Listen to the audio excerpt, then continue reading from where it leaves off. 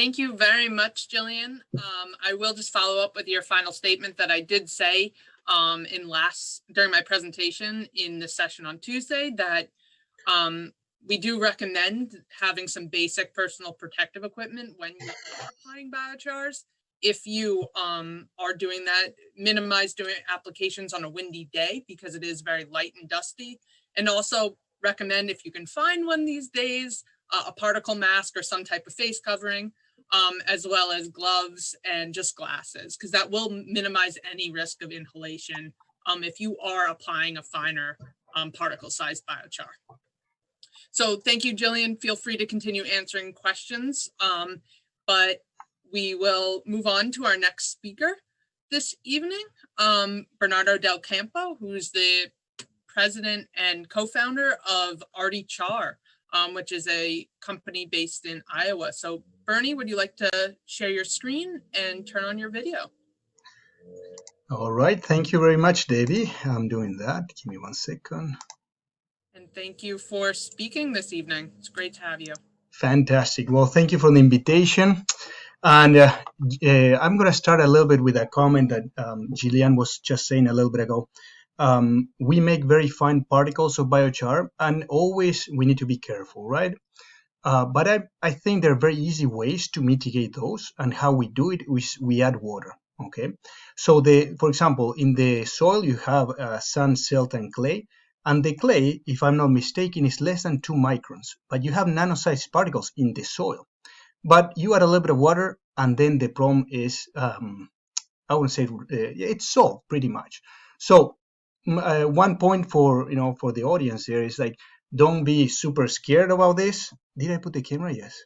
Let me check. Oh shoot.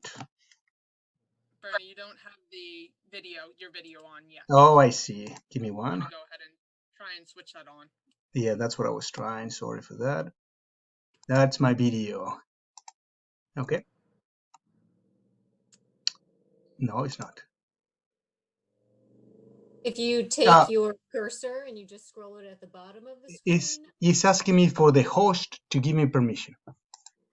All right, I'll go ahead and I have to ask to start your video, so I'll go do that. There you are. Now, yeah. Okay.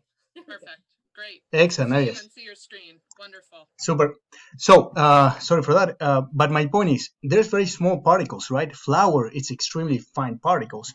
There's a lot of things that are small particles. Careful, carbon reacts differently with the body. But my point is, once it's in water or once it's in soil, it aggregates or start clustering and forming organoclay particles. So those things, I wouldn't be that concerned. But yes, we need to be careful. Okay. Fantastic. So let me, I want to talk a little bit about our company and what we're doing with biochar. We have pretty different concept to what biochar is out there or how we approach it. And well, those are some thoughts that I'm going to share with you. All right. Some of the things that I'm going to be talking, and you will see we're going to go back and forth and back again. Okay. But basically, we're going to be talking about a little bit about ARTi and how we started with a project in Nicaragua. We're going to talk a little bit about ISU. We come from ISU. We are grad students from ISU. We're going to be talking about what is our biochar concept, okay? The challenges, opportunities, some things that we know that we don't know, some facts, and some other things in the biochar area. And again, there are lots of things. Biochar is so big that this is our understanding of the biochar. Biochar products, we're going to be talking about what, like the previous Jillian, the previous presenter, what she was showing about the biochar products that are in the market and what we're trying to do. We're going to be talking about ARTi biochar approach, okay, why we think this is the path for us and for the industry to go. Well, what are the industry needs? ARTi, a little bit about the team and the people that we work. We got phenomenal people working on, from the people in the shop to the people behind the computers trying to work on the models and equipment and such. And I'm going to be talking a little bit about our equipment, so you have an idea. Excellent. So a little bit about Nicaragua. This was when ARTi started 8 years ago. So we got a grant to go to Nicaragua, make some biochar, put it in the soil, and measure greenhouse gas emissions in those soils for a limited time. But the idea was to show, like a snapshot of greenhouse gas emissions. So we did this very simple kiln. and it's just a 55-gallon drum with some insulation. We put a burner, we start the fire, and then we indirectly heat the burner, the kiln, until the gases produced will start heating itself. Okay, so it was like semi-continuous, I would say. We'll load it from one side, we'll rotate it, then we'll unload it from the other side. This would be wouldn't be the greatest design, but it worked. It was our first approach to put some reactors together. And I think that what we learned with this experience in Nicaragua is what we have been learning with the biochar industry as a whole. And I'm going to show some analogies that I think that are pretty important from the biochar perspective. And this is our biochar pile. We had to produce, I think it was like 50 kilograms. All this is 50 kilograms. It's not much. It's like 100 pounds. I mean, this was 8 years ago, so don't quote me on the numbers, but get the concept. The concept is this is not so much. And this reactor worked. It has lots of limitations, but worked. Okay, so we did enough material for us to run our experiments. And this is just some examples. We went, it was pretty interesting that we got a little grant from Europe, and then our department, Dr. Robert Brown, helped us out a little bit, and then the USDA helped us out quite a bit with some equipment and some things. We went to Nicaragua, and then we set an experiment for 3 months measuring CO2 emissions, methane, and nitrous oxide. And the idea was not to prove anything, but rather to show a concept. So what did we try to show is CO2 is being emitted by the soil. CO2, when you add biochar, emits a little bit more, but the amount of carbon that you sequester in those applications are huge. So yes, you produce a little bit more, but it's not so much. And what I'm showing you here is exactly that. These are different settings, different fields that we measure CO2 and the other gases. This was a pasture, beans, an orchard. And the idea was to show that, from the different treatments, we did a bunch of things. You measure CO2 fluxes, significant fluxes. And then you can calculate CO2 emissions, okay? And careful, this is a very crude snapshot because we're only measuring outputs, right? Outputs from the soil. But, I mean, it's a good approach, okay? So, what are the summary from all that? Okay, we measure pasture, orchard, and beans, and then we have different treatments. We have the control, the biochar addition, the manure, the biochar manure, and this was over a period of 3 months. We were taking measurements every week or 2 weeks, can't remember, somewhere around there. And then we start seeing, how much were those fluxes in 3 months. And what we did is, if those fluxes are in 3 months, we're going to prorate it, for a year or for whatever continuation, which is an exaggeration of the effects. But we saw kind of what we wanted to see. The control, and this is the average of the treatments, were pretty much this much, 23 tons per hectare per year of CO2 emissions, 25 on the biochar. The manure was 32, biochar manure was 29. And then the different settings, okay? And this is just a general average. But what did we see? It was this, a little bit more emissions of CO2, yes, and a huge sequestration because of the amount of carbon that we're putting in the soil with the biochar in those plots, okay? And this for me was, kind of amazing, right? Being able to, yes, this is the literature, and this is what we went with very limited amount of money, put all this together, make it happen, and get some data. And by the way, I haven't published all this, so I might need a couple of months of vacations to do that. But we have plenty of data. I mean, lots of data. So these are the 3 settings. This was so this is the orchard. This is just a pasture from a small farmer. This is just beans field that the farmer had, and we installed these systems, and we put here, we measure CO2, methane, and nitrous oxide. Okay, so anyway, we got very good results. But for us, this is very similar to the biochar industry, like I was telling you. And in those what we found from all this is, can you make a reactor in Nicaragua and make it work? Yes, you can. Can you make biochar? Yes, you can. Can you measure greenhouse gas emissions? Wow, that was tricky. I mean, taking all these lab vials and making all the measurements, it worked out pretty good. These are the measurements I would, but it was quite a bit of a challenge. And the other thing that for me was like super interesting is this project feasible? can we understand whether the feasibility of this kind of systems of making biochar and such, and even measuring CO2? Yes, it's feasible. And then I put many more ticks because actually it was such a surprise. To make this work in Nicaragua was very complicated. Okay, making the reactor and spending 2 days to find a pipe. Going and the emissions, we had to almost bribe the guys from customs in order to pass our vials because this was research, and they wanted to charge us several $1,000. I mean, it was quite a bit of a challenge. And then bringing all the samples back in a timely manner, trying to measure with the GCs, was pretty amazing.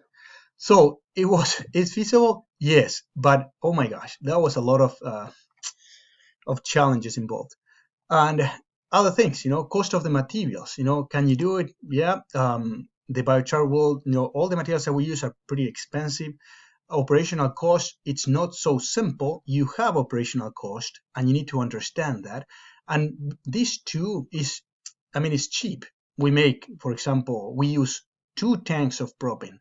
Yes, but we produce 150 kilograms of biochar. So it is, but at the same time, if you put it in perspective, we're talking about in 1 acre to put a ton or 10 tons of biochar. Those things adds up pretty quickly, okay? Or when we talk about carbon sequestration potentials and you say, yep, we're going to sequester 100 tons of CO2 in an hectare, that's a lot of biochar, and those things are not cheap to make. Are they labor intensive? Yes, they are. Mainly because the reactors are very primitive, and then you have to be there and rotating and adding material and controlling. And the other thing that we had problems is the smoke. We have problems smoke, turning it on, getting up to temperature, rotating, moist material. So this needing supervision, that was a challenge. Okay, so we learned a lot, and I think this applies exactly to the biochar industry. Just the same. Let me show you a little bit. We come from Iowa State. We're grad students, mechanical engineer, electrical engineers. We got many people working on this. The core of ARTi, mechanical engineers. We work with reactors that they're beautiful. Beautiful research reactors. This one here is a gasifier. We have a pyrolysis reactor on the left. You cannot see it. And they're great for research. And they're, in this case, is millions of dollars or hundreds of thousands of dollars, and they produce gram size samples. So from seeing all these, beautiful benefits of biochar in many aspects, we said, well, let's start making bigger reactors and try to do it. But it's not so simple. That's the take-home message. It's not so simple. Iowa State, beautiful research, beautiful. As a whole, the laboratories and everything is amazing. And our colleagues, major professors, very, very, very intelligent people. Everyone, So doing research there, it was amazing. Starting our company like a spin-off of Iowa State, huge advances for us, mainly to understand this very complex material, right? So some of the biochar industry analogies. Biochar can be done. It's not so simple. Okay, so when people have 55-gallon drums and things, you will see it's not so simple to make. And it's not so simple to make the, let's call it good quality biochar, which again, we might debate what is good quality, but a consistent biochar, inexpensive, green, all those things, easy, reliable, inexpensive. Let me emphasize inexpensive again. So it's not so simple. Feedstock, you can use absolutely many feedstock. We have paralyzed all sorts of things in our reactor. Again, start with the easy, because even the easy are not so simple. Okay, working with combustors are not simple, and moisture is a huge issue. It changes lots of reactions inside of the reactor. It's more tricky.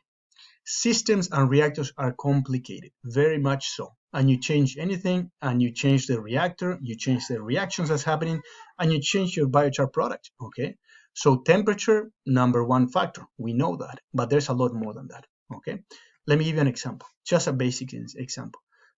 We grab and we paralyze corn stover, phenomenal. We grab that same corn stover and we use some machines and we put some dirt into that stover, and then it goes through the reactor, changes quite a bit the biochar composition, okay? And not just quantitative, but qualitative. Capital expenses, the same.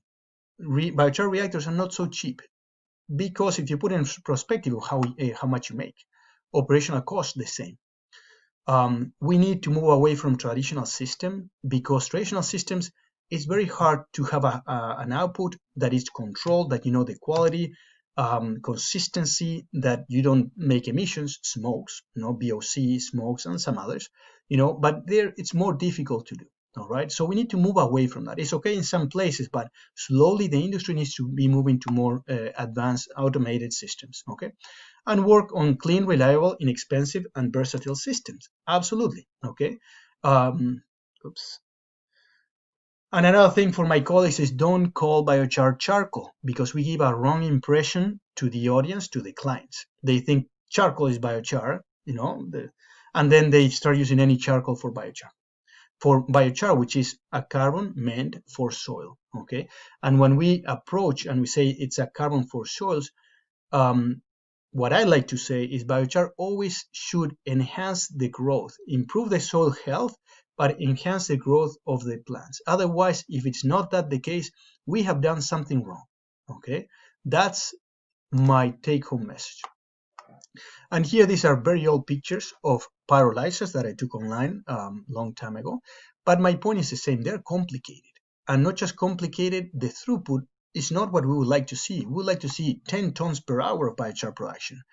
And those machines, again, the chemical reaction is very slow. So imagine how much material you need to be cooking at the same time in order to get those kind of throughputs, with all the challenges of high temperature, gases and all the things that needs to happen.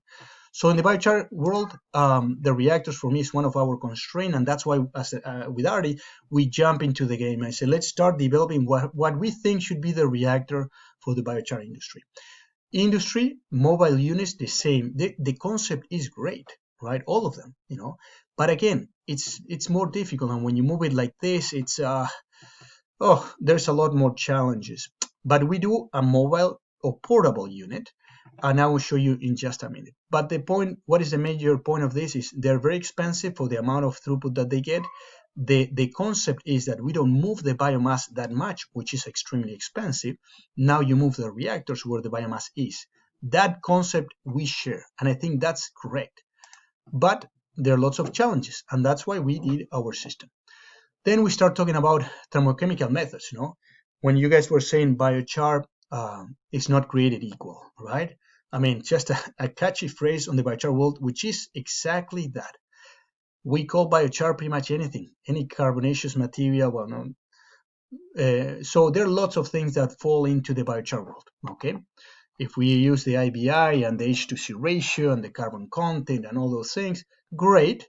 We screen a little bit, but still, in all the materials that it will follow in the category of biochar, there are many, many biochars and many, many characteristics. So we need to know, okay? So the biochar producers and the clients, they need to know what is biochar, how you use it, and how it's made. And then we like to sell a general biochar for general use. But if we know about the situation, about the plants, about the soil, how the client is going to use it, then we can engineer it a lot more. So this is just an example of different thermochemical conversions, and I didn't put hydrothermal liquefaction, which we were talking a little bit ago. But these are general processes that you can get some chars, okay? Some chars and some biochars, okay? Torrefaction, carbonization, slow pyrolysis, fast pyrolysis. We are here in the middle. We are intermediate pyrolysis, but these are the general category for these kind of technologies. And then the one at the bottom that I cannot see because I have that, and gasification, right? And all of them, you produce a kind of char, but they're very different chars, very, very different chars, and their applications, I wouldn't call good or bad, but the properties are very different, and the applications should be considered very different, okay? I'm not gonna go into too technical because I can put you to sleep very quickly, but keep in mind you can make very, carbon world is enormous, so you can make all sorts of different carbons, and they all look black, but chemically and physically are very different, and the applications too. So we talk a little bit about the biochar world. Let's talk a little bit about ARTi biochar approach. From what we know, from what we learned from Iowa State, I did my PhD in biochar. My colleagues did, PhDs and masters in thermochemical conversions. Well, let's gear up to the biochar world that we want to see. And we're going to show you some biochar products, or what we think the biochar product should be. ARTi reactors and equipment, I'm going to very shortly mention or see some of the equipment that we make, but we make a lot of equipment, more than 50 different types of equipment, not just reactors, but everything around it. An ARTi consultation, R&D, engineering, energy efficiency, economics, all those things we do. We feel the need that every time you want to sell a product like a biochar reactor, which biochar products are very complicated, biochar reactor is even more complicated. You need to help the client and assist them throughout all the process, from the development of the project to the implementation, turnkey, and even running, and helping make the product that they want to do, which is not so simple. This is one of the products that we have. Go to our website.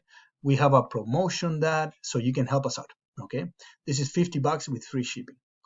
All right, biochar products. How we make biochar. I'm gonna show you, some concept that I wanted to share to the general audience. Right? We can go very technical, but I want you to understand what are the things that I see more important on the biochar making. Then we're gonna be talking about biochar is a carbon-based material, right? And with that being said, it's not a fertilizer, it's a soil amendment, and how we need to treat the biochar concept, and how we need to sell our products. Okay, I'm gonna briefly talk about technical parameters. Okay, and then engineering biochar production. Okay, the engineering biochar production, I think, is where the fun stuff is how you make the right biochar for that application, or the best biochar for that application and that situation. So these are some snapshots of our system. Enters the biomass into our system. It cooks their augers at very high temperature. The gas comes out of those pipes. Then we add some air, and then it burns. That pyrolysis gas from the biomass heats up the pipe, and you control the temperatures of the system. And this is what you make, a charcoal, right? No, biochar we make, right? So biochar, you make a charcoal for soils, all right? So the idea is there's a lot of science and understanding of how to make this work and how to optimize this. Okay, that is very important. And now I'm going to show you what is our approach to biochar reactors. This is our cookie cutter biochar system. So we have a truck. In this case, is walking floors, so we don't need anything. We don't need a silo, for example. The material comes, we integrate our automation to the hydraulics, and everything comes down to this bin, and then it goes through the system. And I'm going to show you in a minute more. I'm going to dissect our system and show you more. But basically is material comes, grinds, dry, carbonize, cool down, and then we bag it. Okay, this container does it all in one pass, continuous pass. It's very simple. Well, very simple, the concept. All right. Biochar is a carbon-based material, so we're going to talk a little bit about this. Biochar, our biochar we make depends again on the feedstock. We have been pyrolyzing byproducts of the industry. We have pyrolyzed bones. We have pyrolyzed chicken litter or manures. They're all different. We have pyrolyzed biosolids, by the way. Wow, what a product, biosolids. All sorts of things we have pyrolyzed. So it's a carbon-based product, and on top of that, you do a lot of things. Okay, and in some cases, for example, for filtration, you can activate it even furthermore. I want to talk a little bit about that. All right, the benefits of biochar. Poof. We have plenty of benefits. We all know the benefits, but careful, this is something that I like to, I wouldn't say caution, but don't be, for the biochar people, is like, when we go out and we talk and we, show that all these things are down, it sounds unrealistic, So all these things are done, but it doesn't mean that all the biochars do all this in all those situations. There's a lot of knowledge. There's a lot of things that needs to happen. So things that I'd like to always emphasize: carbon sequestration. This material, it's incredible for carbon sequestration, and that's the number one thing that we need to push. Carbon sequestration, greenhouse gas reductions, the same erosion. Well, it depends, but in most situations we will aggregate better the soils, depends, but we'll create better structures in soils, and that would lead to better infiltration, better aeration, better root exploration, all sorts of things. Leachate reductions, the same, depends how you make it, but in general, if we do a good biochar for those situations, we will. The other thing is increase organic matter. I think that is a concept that we need to go out and make sure that the agronomists know. I talk to so many agronomists and they don't know, first of all, what is biochar and how easy it is for us to turn organic matter, which is the soul of the soil, is the organic matter. Okay, any agronomist go to a soil and see this black, dark black soil, and I say, well, this is a proactive soil. You can, So my point is that those are the things that we really need to emphasize. The pH, careful with the pH, because the pH can go both ways. We can make somewhat acid biochars, and we can make very basic biochars, and we need to understand those because the soils are very different and they will respond very different to those basic concepts. When we're talking about CEC, cation exchange, and ion exchange capacity, we're talking before about salinity and the electroconductivity. Those things we need to completely understand before we say use this biochar. This is the best solution for your soil. So those are things that, again, we need to make sure that we understand the basic concepts. Yes, the general biochar will work generally well in all those soils, in most of the soils, yes, but if we know more about the soil, we can really start, taking it to the next level of production, of reduction of leachate, aggregation, all those things, soil compaction, increasing fertilizer efficiency, the cation exchange capacity. Those are things that are incredible how much we can change the soil. You change the organic matter and the CC in the soil, and you completely change that soil. Increase productivity and yields, yes, but again, we need to know what we're doing. Okay, this is just a cool example of our material that we put in Iowa State. No biochar and biochar, these are the trials. This is some trials in golf courses. This is the root development of many plants. I grow plants in 100% of biochar. My colleagues will say, well, add up to 20% of biochar because, whatever. Well, say, depends. In most of the biochars, that's what you need to do. In some others, you can grow 100% with no soil, just biochar on the plants. But it's not so simple. Okay, that's the point. So you need to know. There's a lot that every one of us needs to know more about the biochar in order to, promote this and move these things forward. Okay. Benefits of biochar, lots of benefits. Okay, air, water, and soil. Okay, but again, depends how you make it, depends the applications, depends what are the benefits in the different areas. We want to sequester a lot of carbon with that biochar. Well, maybe those are my kids. Maybe that's not the better biochar for that improvement in the soil that you want to do, right? So those are the things we need to understand, or the same with the carbon sequestration. Are those the better biochars for water retention? Probably not. But if we know what we need, what we want to accomplish, and that's why, we talk to our clients, say, well, what kind of biochar you want? And then we start from there.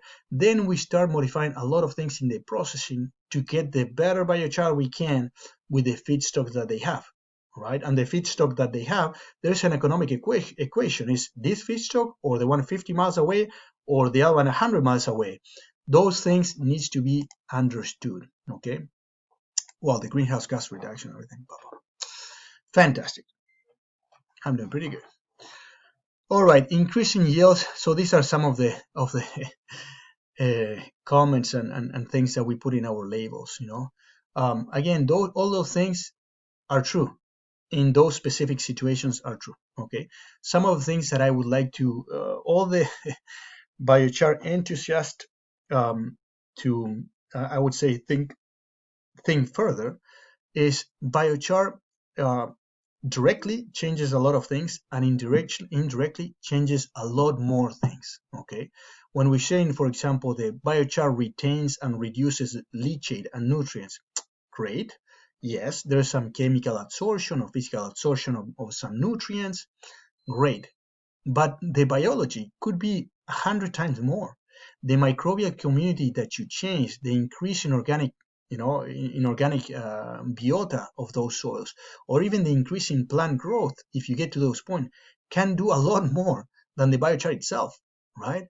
The cation exchange capacity is same. The biochar is great, but guess what? You improve the yields of your soils, and in 2 years, that the same plants are putting 10% more of organic matter to the soil. And guess what the organic matter does to your CC in soils, right? So those are the things that indirectly we need to understand a lot more.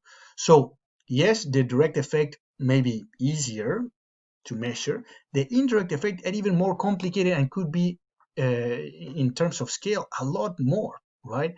The carbon sequestration potential that we can do for improving the biology in the soil, the organic matter deposition, the increasing plant growth could be a lot more than the 1 to 10 tons of biochar that we're putting, right? And the same, the opposite if we do the things wrong, okay? But again, these are just some concepts. Holding water, phenomenal. Can we hold water? Yes, there's some biochars that hold 3 times the weight in water, 10 times maybe the weight in water. But guess what? You structure the soil well, and your biochar makes better aggregates. And the same soil will increase a lot more the water retention, more than 10 tons per hectare or 30 tons per hectare, because the structure of the soil is so much better now. So with that being said, these are the biochar products that we make. And we make liquid products and we make solid products. This one, it's liquid, but it's solid. So they're solid suspensions of very small particles in water, okay? And in this water, what we do is we add some nutrients, we add some microbes. We also have biochar in water for my biochar enthusiastic people. But what we always recommend, is not just selling the carbon. The plants don't eat carbon.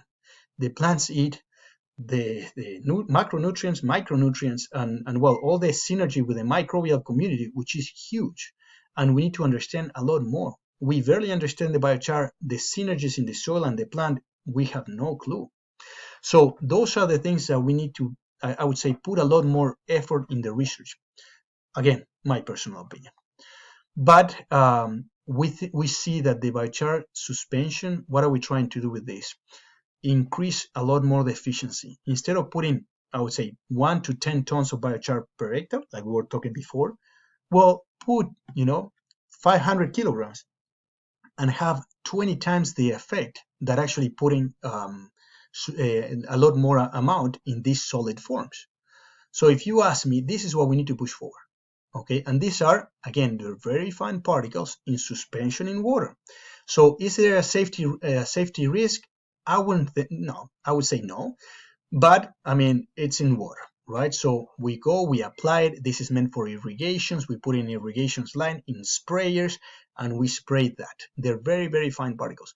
The solid particles is great. And if I'm a client, if I'm you, I would buy something that really brings some nutrients. The concept of being aged the same, I would use more like a compost and biochar or vermicompost, worm casting and biochar, things that the biochar started to age, started to react with the soil, and start filling up with nutrients and microbial life. That's what we need. So these are some of the products we make. This is worm casting and biochar, beautiful product. Compost and biochar. These are the things that in the biochar world, we can emphasize. Go ahead and buy biochar by itself because it's the greatest thing. But honestly, for people that don't know how to use this, I always recommend these other products. Compost, biochar with 10% biochar. This is 50%, and worm casting and biochar, and this is 10% of by volume of biochar, because you cannot go wrong.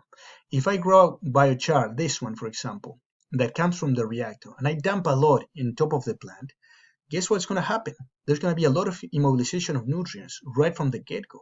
You can severely, I would say, immobilize nutrients, maybe lots of reactions in the soil, in the microbial community, and the water absorption. So you unbalance everything, and then the plant can suffer, can get yellow. You can kill a plant if you don't do it right? Again, those are for very large applications, concentrated, not knowing what we're doing. So in general, I recommend always the organic stuff, that's already with nutrients are ready to use. But if you're biochar enthusiastic, only biochar and water, dump. These are the liquid forms that also we sell them in pails. Great. And if this one, for example, for people that use a lot of nutrients, they're very high concentration in nutrients, so the carbon acts as a sponge. Okay, that is the overall message of all those. Let's not put fertilizer by itself and leach away a lot of it. Put it in a solution that the carbon holds some of that, right? And yes, in the soil, it's going to be solubilizing back into the soil solution, but again, they're partially, absorbing to the carbon. And these are some of the same products with, different formulations. The biochar we sell one cubic yard bags or 2 cubic yard bags, and these small ones, or the totes. These are plants in 100% of biochar. I mean, we just put a picture of that. And we sell, all sorts of forms. And some clients actually send us fertilizers or things to include into the biochar, and then we mix them. All right. So basically, that is, my take-home message. Biochar per se, no. Biochar as a base material for bringing all the other benefits to the soil, but biochar, it would be like the soul of that product. All right. Some other things, technical parameters. Bernie, Yes. sorry to interrupt, but before you move on, just because we have gotten a lot of questions about this, and you've been talking about this a bunch, is application rates associated with biochar. Perfect. What would be, a lot of people ask, what is a recommended rate? What is a detrimental rate for biochar application? Do you think you could just comment on that for a second? Oh yes, and please interrupt me, Debbie, and we'll address them. So it also, in agronomy, I like it because you go with a question and you get another question. So it's always depends, right? So for example, we want to improve the soil. What do you want to improve? You want to improve the cation exchange capacity, that would be one dose. You want to improve the organic matter, that's another dose. You want to improve the water retention in soil, that's another dose. You want to improve, I don't know, the salinity in salinity soils. Well, we'll use a biochar with very low EC, but the amounts that we'll need are very significant. So it all depends. It all depends tremendously. But what I would recommend for in any situation without knowing anything about it is we need decent amount of biochar. So in any situation, you will put 1 ton to 10 tons per hectare just to start. I mean, biochar is, let's put it in a simplistic way, is carbon for soil. How much carbon there is in an hectare? 100 tons in some soils. How much are you adding? 1 to 2 more. Well, you are improving that. You improve the organic matter of the soil, and you improve all the benefits that the organic matter brings. That would be kind of an analogy of the biochar use. That's what we're doing, the grinding of the biochar, because that would be exponential, the benefits, right? So instead of applying several tons, now you need a couple of 100 kilograms for having the same effect. That's what we're trying to do. But going to your question, it's very hard to know without knowing the situations, right? What I like to do is how much organic matter that soil has. What is the natural content of organic matter of those soils? That would be the ideal amount, right, for those type of soils. Careful, in the lab, we have a soil that has 2% of organic carbon, and we can turn it into 20% organic carbon. Unheard of, right? Yeah, but those are not realistic situations, but you can do that, and you can turn that into an amazing soil, an amazing soil. So I didn't answer your question, but if you give me some more information about that and what you want to do, what you want to increase, then we can start tweaking more and more. I have clients that they come and say, you know what, I have a sandy soil with 8 milliequivalent every 100 grams of soil. We want to increase it to 12. Fantastic. We can work on that. I want someone else to say, well, we got very acidic pH of soils. Can we use this type of biochar? How much we're going to increase? That's a very difficult equation. So yeah, we can tweak on this, and we'll need this much for increasing 0.5 units of pH.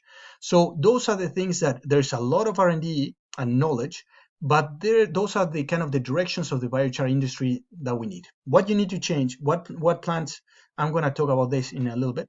What is the environment, what plants, and then we start, getting more and more where you want to go. Actually, that was a presentation that I want to show you.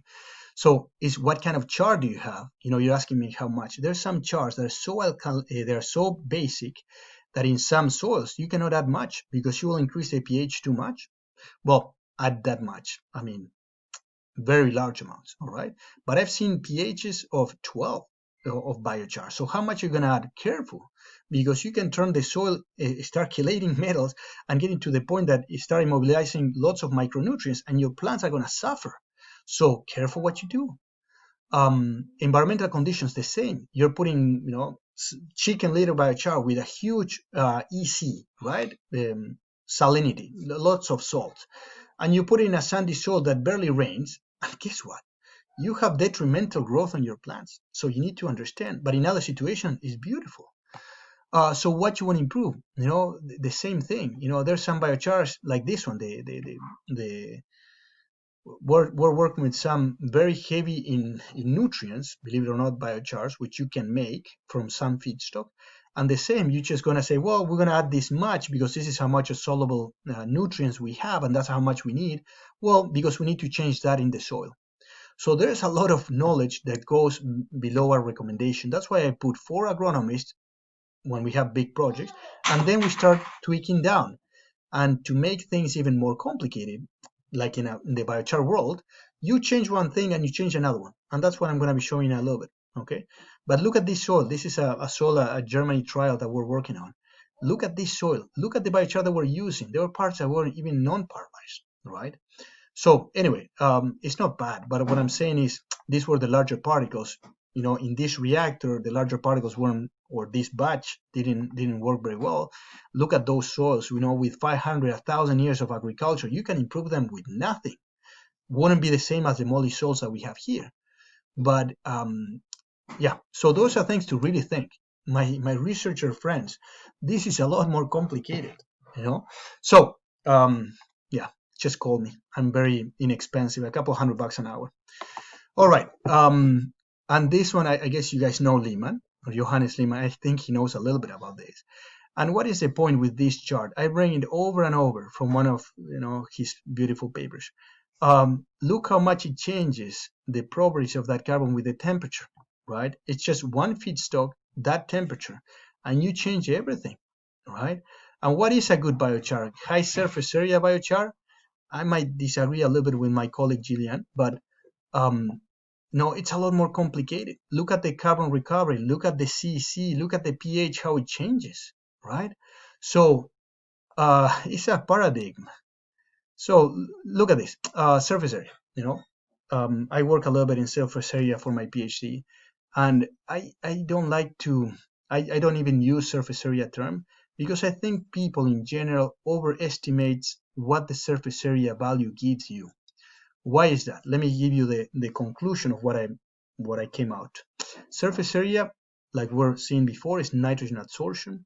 The biochars and the micropores, the very, very small micropores, are most of the surface area. And those ones, in general, for more of the agronomic side of things that we like to see, are not the ones that contribute the most. So it's a little bit misleading, right? For example, in water absorption, we like macropores like this or mesopores like that. For the microbial growth, the same. For cations, yes, we can go through the surface area, but there's a lot more in the functional groups than the surface area. So all those things, my point is, I don't even talk about surface area with my clients. I try to walk them away from that because it's a little bit misleading, right? People see this kind of picture. This is a charcoal from, I think I took it from Ithaca Institute, and you see all those pores and you say, I want really good amounts of surface area. I said, no, if you're looking for the porosity, go ahead and measure skeletal density and measure the porosity, but don't correlate surface area. Even in the adsorption world, give me 1 second, my son is distracting me. Mommy! So in the adsorption world, we talk about surface area like the holy grail for performance. And I think it's completely a random, not a random, but it's very hard to really correlate adsorption capacity of hydrogen sulfide in a gaseous media with surface area. Or hydrogen, or for example, I don't know, CBOD removals in water with surface area. Do those, and then you will find a big cloud of results. Nothing really explaining, hey, we got more surface area, we got more of this. It's not so simple, right? So people talk about surface area like the holy grail, and for me, it doesn't mean anything. It doesn't mean anything. Might be wrong, but that's my impression. And this is an example from a database, and you start seeing surface areas, from roughly 200 biochars, 100, this is the 100 level, this is the 500 level, actually it's a little bit higher, but there are a few biochars that have 500, so this one will be the lower end of the activated carbon, right? So if surface area is the best thing for soil, start putting activated carbon in your soils with 500 to 1,000 square meter per gram, right? And honestly, you will find that that's not all the chemisorption properties that goes along with the functional groups are not surface area. So my point is, it's a lot more complicated. Don't look into surface area. Okay, take that message. All right, what else? Bernie, do you think you could wrap it up in about 3 or 4 minutes? We would just want to make sure we have time for questions. I thought I have 10 more minutes. I'm in the middle of the presentation. Okay, I'll go super fast. Johannes did talk about biochar as a carbon negative Yep. solution, but keep going. But I just want to make sure we have time for questions. Okay, I'll go super fast. Only the final concept. 1 ton of biochar with 80% carbon can sequester 3 tons of CO2, right? That is a message for you to take. 1 to 3, 1 pound of biochar, 3 pounds of CO2, more or less. I'm just giving you a round number. This is direct. There's a lot more because in the indirect measurements, there could be a lot more in both ways. But just for you to have an idea, you can sequester a lot of carbon. And then you go through engineering biochar production. This is what we need to do. Look at this. This is a client of us that he's growing hemp, and he comes very worried and say, look at my soils, I want to start growing this. Fantastic. We turn that soil careful. We completely transform that soil with 200 cubic yards of material. Sorry, from that 10% is biochar. From 2.4 organic matter to 7. This 7 is 6 months after we're harvesting. We just measured it a little bit ago. But this is before and this is after. Completely transform the soil. And this soil, from this organic matter, this is 5% is the biochar, and from 5 to 7 is the compost. So it's going to come down, but not too much. You can beat up that soil and still get a beautiful soil afterwards. On the machines, we make machines. That's what we like to do. We come from the board and the concept, and we develop equipment, and we make them. This is a modular system that we sell. If you're interested, you contact me. These are dryers that use the same heat. Again, we're talking about sustainability. We use the same heat. There's plenty of heat. I dissect the system. This is the truck with the trailer bin, goes through the dryer, comes down, comes through the reactor, it carbonizes, goes through the cooling tower, and goes through the bag. Straightforward. And if you're interested, you come to our place and we'll show you. This is more advanced systems for bio-oil condensing systems. Bio-oil, it's a different animal. It's very hard, but you can do it. I'm gonna move on. So modular systems, we see a huge potential in this modular system because you move them. In one day you put it on a truck, in another day it's producing. Oops. We have some equipment around the world. This is some of the machines that we have made. R&D. Yes, we have been gaining lots of knowledges from all the projects that we have do. We are heavy in R&D because every project you need to go through a lot of things.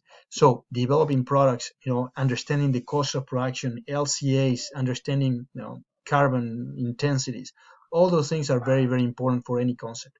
We do a lot of research. So if you're a researcher and you're interested in biochar materials, let us know. We make this kind of, we call it activator, because actually you paralyze, and you can also do steam activation and some other things that we sell, and we have one. Okay, so they send us materials, we paralyze it, we go through the conditions that they want, and we send it back. And this is huge because you can make materials in a matter of hours and tweak here and there and get in a continuous fashion lots and lots of different materials.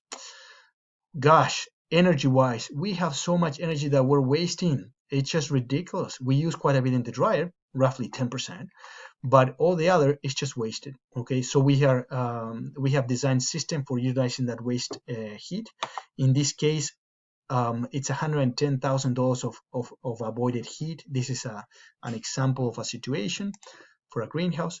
The water, what else we learned? That the cheap biomass, it's big, it has a lot of contamination, and it has water. So our equipment has to handle all those things. The water, in some cases, pyrolysis system, the dryers are more expensive. It's the most expensive components. And what we did is make a simple system that actually uses the heat to dry, not a lot, but 15% moisture of the material. And then you can still run it continuously. And you save a lot of propane and a lot of heat. All right. Self-sustained system. We turn it in one hour, the propane, you turn it off, and then self-sustain with the pyrolysis process. Afterburners, emissions, oh my gosh, emissions is huge. So we learned a lot from our equipment in terms of emissions and how important these equipment are. We do CFDs, we control temperatures, evaluate the velocity of the gases, the composition, a lot of things. Mixing, oh my gosh, more stuff on the mechanical transport of material and the mixing. The dryers, another very interesting piece of equipment. We make indirect heat exchangers for using the heat in other purposes. These are different CFDs that we understand the efficiencies. Cooling towers, in most cases we add water. In some other cases we cannot add water to cool it down once the biochar is done. So we do different equipment for that. Water filtration, developing big filters, and yes. And now we have questions. Go ahead, Debbie. I'm ready for them. Thank you very much. Thank you, Bernie. I apologize if you No, rushed it's through that. I didn't mean to. That there's a lot there, and I think we're realizing the industry's rapidly growing and advancing, and there's lots of R&D going into it. And I think you were able to share that with us. So if you go down and you see the Q&A at the bottom of the Zoom, you'll see there's a number of questions that have come through. Maybe you'd be able to just kind of work Q&A down through a few of them. If not, I'll be able to read them to you. I'm having a little trouble. Wait a second. Can you see my screen? Is it here that I need to go? Chats here? Within the Zoom, there's a chat option and a Q&A option. Say yes. So the Q&A? If you click on Q&A, perfect. There should be a number of open questions. Perfect. There. I have open question, Marco. Is a char produced by gasification classifiable as biochar? Depends how you make it.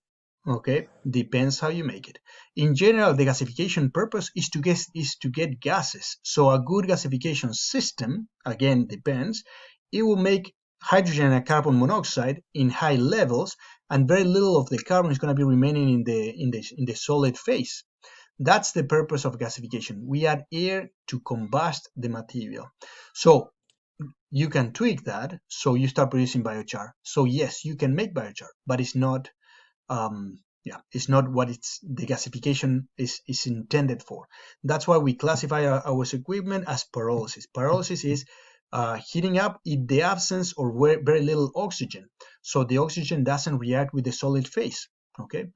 What do you mean with traditional system? Traditional system of charcoal making. So those are pits, and they're those little hoops that you make the charcoal that they cover with dirt, and then they pre-ignite and they carbonize the system with incomplete combustion. Those, go ahead and type charcoal systems, traditional charcoal systems in Google, and you might find plenty of pictures. Any thoughts about large-scale solar drying for input stream? Yeah, absolutely.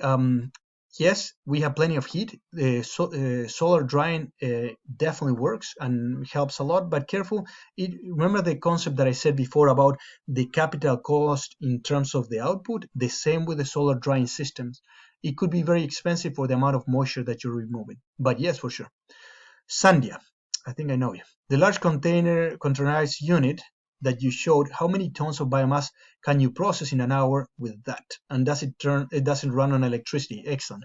So the container system that I showed you before, and these slides are going to be available later. In the ideal world, oh my gosh, this is moving. In the ideal world, it produces, we can process 8 tons of dry material, roughly 10 tons of wet material. We vaporize 1 ton to 2 of moisture, and then 8 tons dry will go through the system in ideal conditions. So you will produce 2 tons of biochar in the ideal conditions, or 1, right? Between 1 and 2. That's what we see. And what else was your comment? Does it run on electricity? Absolutely. We have many small motors.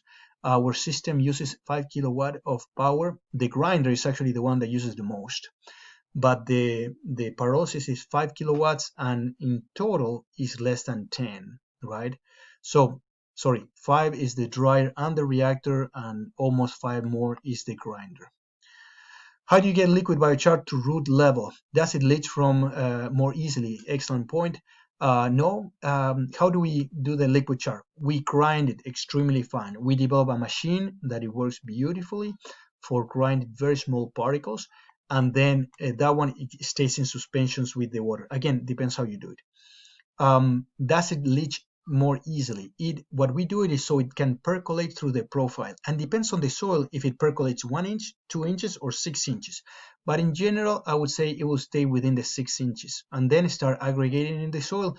And imagine all the organics that start adding to the biochar particle, so it doesn't go too far down. Imagine this. The natural fires, not how we do it now, but the old natural fires with a lot of vegetation will make the biochar, and it will make the biochar of the carbon, and it will stay on top. And then slowly this, through the biology, earthworms and mice and everything, will start going through the soil. The cracks when it dries and hydrate the soils, and the rain would percolate this through the profile. And how much do you have? 6 feet of soil, right? So that's what, in the ideal conditions, that's how, or in hundreds of years, that's how much you will see it percolate through the soil. Curious about the liquid biochar. Does biochar suspends well in water, and how do you apply to soils? Absolutely. Yeah, hydrophobic, hydrophilic, depends how you make it. Once you do a suspension, you're making a colloid, and the colloid suspends in soil, in the water. So it does suspend fairly well. Depends how you do it. It could be 1 day of suspension, could be a week of suspension. Depends what the material, how we make it. How you apply to soil? You just water it, and that's the beauty of this. You put it in watering systems. It could be an irrigation line, a water cannon, or you can, the sprayers that you use for liquid fertilizer. You can add that, and we actually do a hydroseeding mixture with very high concentration of nutrients for special clients, and that they apply it in hydroseeders. Okay, but again, there the amount of carbon is not much. It's just like a sponge for the nutrients, but it helps. You add carbon, but it's not that much. I'm a homeowner with raised vegetables and herb beds. I make my own compost and buy worm casting, both of which I wanted to use to inoculate the biochar. I would buy. I use compost now in my beds, but thought about adding biochar. Absolutely. And what I always recommend is for the people that buy biochar itself, mix it with the compost and the worm casting 2 weeks, and then use it. And would put water, because once you put water, the biochar start reacting with the soil in lots of ways. So add water, mix it with the compost and worm casting, best thing you can do. The pH of my soil in the beds is about 7.5. Careful, because you see we're getting to the range of high pH of soils. So I would call me, and I will make a lower pH biochar for that. Is adding inoculated biochar a good idea? And if so, how much? Yes, absolutely, it's a good idea. Careful with the pH, because most of the biochar that I'm familiar online, they're high in pH. Okay. And careful with the pH, because it's not something static, but will give you a good idea. Have you experienced altering functional groups with peroxide or acids? Absolutely. Don't do it, but absolutely. That's for the researchers, guys. What is the dry feedstock volume throughput of your pyrolysis process? Dry feedstock volume, and the biochar is extremely low dense. So let's say 15 pounds per cubic feet. You can make more, depends on the material. So multiply that for, I would say 8 cubic yards a day, maybe a little bit more. Depends what you're doing and what are the temperatures that you do. Excellent. What else? Debbie, any other? No, I think that's Gosh, all the questions we have for you. So you're off the hot seat now. Thank you very much, Bernie. good. That was a very informative presentation, and I'm sure folks can. His email address is right there on the page, and you can find him at arti.com to learn more about some of the R&D currently going on in the biochar industry. So thanks again, Bernie. Excellent. There's one That is more. very, There's one more question. Can I answer it? sure, go ahead, and then we'll move on to Chumpy after that. I understand activated carbon is not biochar. We sell a lot of biochar, but we have tons of wood-based activated carbon. Can we use that in soil? Yes. Again, depends on what activated carbon is. Careful with the. Okay, another thing for my colleagues that I forgot to put. Don't call. I like to call activated for the physical or chemical process that we make activated carbon. For microbials, I like to call it inoculation, right?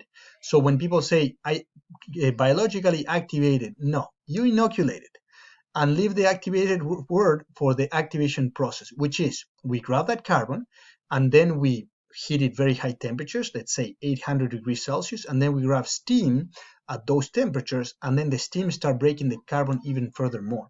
Or we put some chemicals at 500 degrees or 600, and that chemical start breaking the carbon more. So it's making all sorts of physical pores and also functional groups on the carbon.